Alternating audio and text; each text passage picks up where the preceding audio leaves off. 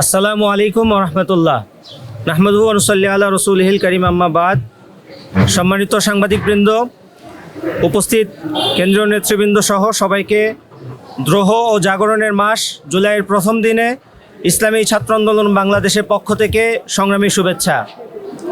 আজ পহেলা জুলাই 2026 বুধবার ঢাকা বিশ্ববিদ্যালয়ের মধুর ক্যান্টিনে আয়োজিত সংবাদ সম্মেলনে উপস্থিত হওয়ার জন্য আপনাদের আন্তরিক ধন্যবাদ জানাচ্ছি।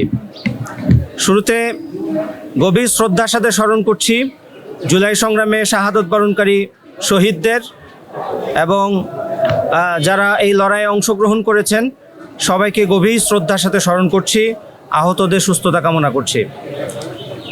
একই সাথে আজ ঢাকা বিশ্ববিদ্যালয়ের 105তম বিশ্ববিদ্যালয় দিবস। এ উপলক্ষে ঢাকা বিশ্ববিদ্যালয়ের শিক্ষার্থী সহ দেশবাসী সবাইকে ঢাকা বিশ্ববিদ্যালয় দিবসের শুভেচ্ছা জানাচ্ছি। আমরা শুরুতে আমাদের দ্রোহ এবং লড়াই সংগ্রামের যে সেই জুলাইয়ের গৌরবোজ্জ্বল যেই লড়াই সংগ্রামের দিনগুলো সেগুলোতে একটু ফিরে যেতে চাই। এরপর আমরা আমাদের দাবি সহ আমাদের কর্মসূচিগুলো ঘোষণা করবো ইনশাআল্লাহ।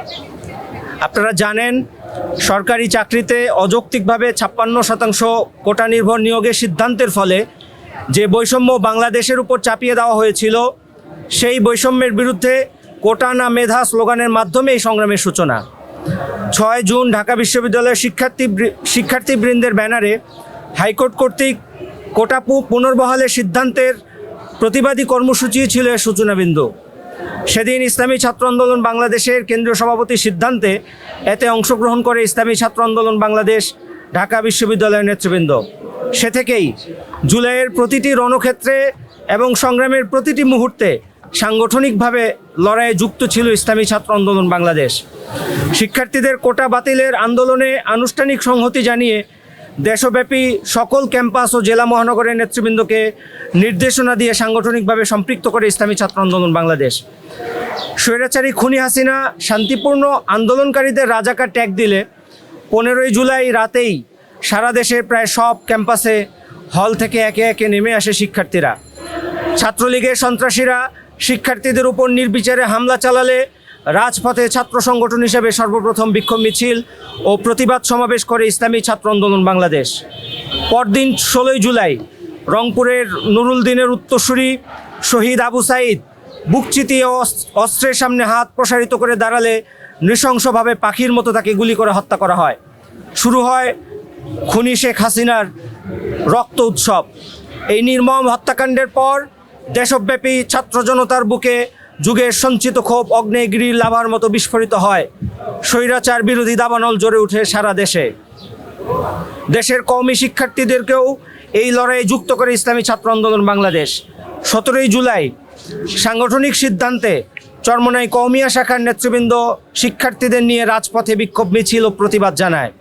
পর্যায়ক্রমে হাটহাজারী, যাত্রাবাড়ি, ফরিদাবাদ, সাইদনগর, রামপুরা, কারিমিয়া সহ সারা দেশের উল্লেখযোগ্য কওমি মাদ্রাসার শিক্ষার্থীরা রাজপথে নেমে আসে। কওমি মাদ্রাসার শিক্ষার্থীদের এই অংশগ্রহণ ছিল একেবারেই নিঃস্বার্থ। অন্তত কোটা সংস্কার ইস্যুতে তাদের বিশেষ সুবিধা পাওয়ার কোনো সুযোগ ছিল না। বিশ্ববিদ্যালয় সহ সারা দেশে কমপ্লিট শাটডাউন ও ইন্টারনেট বন্ধ করে রাজপথে রক্তের হোলি খেলায় মেতে উঠে ফেসিবাদের সব দোসররা। টিয়ারশেল, সাউন্ড গ্রেনেড, সাইরেন ছিল সার্বক্ষণিক ভয়, আতঙ্ক ও প্যানিক ছড়িয়ে দেওয়ার নাম। গুম, বাসা থেকে গ্রেফতার, মোবাইল ফোন চেক করে তুলে নিয়ে গিয়ে নির্যাতন, সব কিছুই করে খুনি হাসিনার প্রশাসন।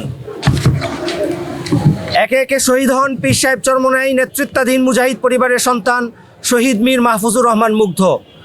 রাজপথে আন্দোলনে সর্বকনিষ্ঠ শহীদ ইসলামী ছাত্র আন্দোলন বাংলাদেশের সদস্য নরসিংদীর শহীদ তাহমিদ সহ আমাদের সংগঠনের সদস্য 15 জন এবং আমাদের এই পরিবারের 22 জন সহ প্রায় 2 সহস্রাধিক বনি আদম এখানে আহত হন। আমাদের এই পরিবারের 2 শতাধিক সহ গুরুতরভাবে আহত হন দেশের প্রায় 1.5 লক্ষ জুলাই যোদ্ধারা। জুলাই আন্দোলনে ইসলামী আন্দোলন বাংলাদেশ একমাত্র রাজনৈতিক দল হিসাবে ভয় ডরহীনভাবে ব্যানার নিয়ে রাজপথে ছাত্র জনতার সাথে অবস্থান নেয়। 18ই জুলাই ঢাকা সহ সারা দেশে কর্মসূচি দেয় ইসলামী আন্দোলন বাংলাদেশ। সেদিন বাইতুল মোকাররম থেকে পীর সাহেব চরমোনাই আবু সাঈদ হত্যার ঘটনায় প্রশাসনকে ধিক্কার জানিয়ে বলেন, একজন বাবা কি পারে তার সন্তানের বুকে গুলি চালাতে? ওই নরপিচাস, তুই আমার সন্তানদের বুকে কেন গুলি করলি? এই ঘটনায় দীপ্ত কণ্ঠে বিদ্রোহের ঘোষণা দেন বঙ্গ অভিভাবক মুফতি সৈয়দ মোহাম্মদ রেজাউল করিম পীর সাহেব চরমোনাই। তিনি সকল অভিভাবকদের উদ্দেশ্য করে বলেন, আমাদের সন্তানেরা রাস্তায় মারা যাবে আর আমরা ঘরে বসে থাকে তা দেখব, তা হতে পারে না। আপনারাও রাজপথে আছেন, আপনারাও রাজপথে আসেন, আমরাও আছি। এই দীপ্ত ঘোষণা জুলাই আবার নতুন করে টনিকের মতো নতুন একটি জাগরণ এবং ফ্যাসিবাদ প্রতিরোধে নতুন মাত্রা যোগ করে। তাই ইসলামী ছাত্র আন্দোলন বাংলাদেশ 18 জুলাইকে সাংগঠনিকভাবে জুলাই জাগরণ ও স্বৈরাচার প্রতিরোধ দিবস হিসেবে উদযাপনের সিদ্ধান্ত নিয়েছে। ঢাকাসহ সব ক্যাম্পাসে এবং দেশব্যাপী জুলাই জাগরণ ও স্বৈরাচার প্রতিরোধ দিবস এই কর্মসূচি দিবস উপলক্ষে নানা কর্মসূচি পালিত হবে ইনশাআল্লাহ। 19 জুলাই ঢাকার বাইতুল মোকাররম উত্তর গেইটে পীর সাহেব চরমোনাইয়ের নেতৃত্বে যে মিছিল হয়, সেই মিছিলে সরাসরি গুলি চালায় প্রশাসন। অর্ধশতাধিক গুলিবিদ্ধ সহ সেদিন প্রায় 3 শতাধিক মানুষ আহত হয়। পর্যায়ক্রমে জুলাইয়ের লড়াইয়ে প্রতিটি মুহূর্তে এভাবে ইসলামী ছাত্র আন্দোলন বাংলাদেশ ও ইসলামী আন্দোলন বাংলাদেশ সহ সহযোগী সংগঠনগুলো এবং সকল জনশক্তি স্বৈরাচারী ফ্যাসিবাদের বিরুদ্ধে সর্বত্র ভূমিকা পালন করে। বিশেষ করে জুলাইয়ের উত্তপ্ত 34 থেকে 36 এই জুলাইয়ের দিনগুলোতে রাজপথে মুফতি সৈয়দ মোহাম্মদ ফয়জুল করিম শায়েখে চরমোনাই লড়াইয়ে নতুন জাগরণ সৃষ্টি করেন। তিনি বাইতুল মোকাররম ও শাহবাগকে এক সুতায় বাঁধেন। তিনি বাইতুল মোকাররম এবং শাহবাগকে এক সুতায় বাঁধেন। শাহবাগে গিয়ে জনগণের গণভবন, জনগণকে দখল করা সুস্পষ্ট নির্দেশনা দেন। খুনি হাসিনার পতন না হওয়া পর্যন্ত ঘরে না ফেরার ঘোষণা দেন এবং সবাইকে লড়াই চালিয়ে যেতে আহ্বান জানান। 36 জুলাই দ্বিতীয় দফায় কারফিউ জারির প্রথম দিন উপেক্ষা করে অভ্যুত্থানকামী ছাত্র জনতার সাথে পীর সাহেব চরমোনাইয়ের নির্দেশে লক্ষ জনতা রাজপথে নেমে আসে। এক দফা এক দাবি বাস্তবায়নে গণভবন অভিমুখী জনস্রোতের মুখে খুনি হাসিনা দেশ ছেড়ে ভারতে পালিয়ে যেতে বাধ্য হয়।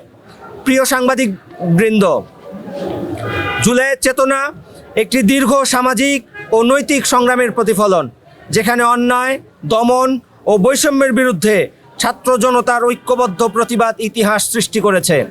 এই চেতনার কেন্দ্রবিন্দুতে রয়েছে শহীদদের আত্মত্যাগ, আহতদের বেদনা এবং ন্যায় বিচারের অটল আকাঙ্ক্ষা। আমরা স্পষ্টভাবে বলতে চাই, ফ্যাসিবাদী ও স্বৈরাচারী রাজনীতির পুনরাবৃত্তি এবং ক্যাম্পাসে যে কোনো ধরনের সহিংসতা, সন্ত্রাসী কার্যক্রম ও দমনমূলক আচরণ কোনোভাবেই গ্রহণযোগ্য হবে না। ক্যাম্পাস ও শিক্ষাঙ্গন হবে জ্ঞান ও মতচর্চার উন্মুক্ত প্রাঙ্গণ। জুলাই তাই কেবল একটি স্মৃতি নয়, এটি ন্যায়ের পক্ষে অন্যায়ের প্রতিবাদ ও মানবিকতার এক চলমান অঙ্গীকার। এ লক্ষ্যকে সামনে রেখে ইসলামী ছাত্র আন্দোলন বাংলাদেশ এর উদ্যোগে 36 দিনব্যাপী 2 দফা দাবি এবং 7 দফা জুলাইয়ের কর্মসূচি ঘোষণা করছি। প্রথমত, 18 জুলাই জাগরণ ও স্বৈরাচার প্রতিরোধ দিবস হিসেবে 18 জুলাইকে সারা দেশে উদযাপন করা হবে এবং এই দিবস সহ 36 দিনে যেই কর্মসূচিগুলো পালিত হবে, সেই 7 দফা কর্মসূচির মধ্যে যে কর্মসূচিগুলো আমরা ঘোষণা করছি: 1 নম্বর, জুলাই শহীদদের কবর জিয়ারত; 2, শহীদ পরিবারের সাথে সাক্ষাৎ ও আহতদের সাথে মতবিনিময়; 3, জুলাইয়ের স্মৃতি সংরক্ষণ অর্থাৎ জুলাই জাদুঘর চালু ও সনদ বাস্তবায়নের দাবিতে দেশব্যাপী জুলাই পদযাত্রা; 4, দ্রোহ ও জাগরণের জুলাই স্মরণে সংলাপ ও দোয়া মাহফিল; 5, শরিয়া অনুমোদিত গ্রাফিতি অঙ্কন ও দেয়াল লিখন কর্মসূচি; 6, ফ্যাসিবাদ বিরোধী সংগ্রাম উপস্থাপনে দেশব্যাপী জুলাই ডকুমেন্টারি প্রদর্শনী; 7, জুলাইয়ের সংগ্রাম ও লড়াইয়ের দিনগুলোর স্মৃতিচারণ নিয়ে প্রতিযোগিতা। আমরা এই 7 দফা কর্মসূচি 2 দফা দাবিতে এই কর্মসূচিগুলো বাস্তবায়ন করব ইনশাআল্লাহ।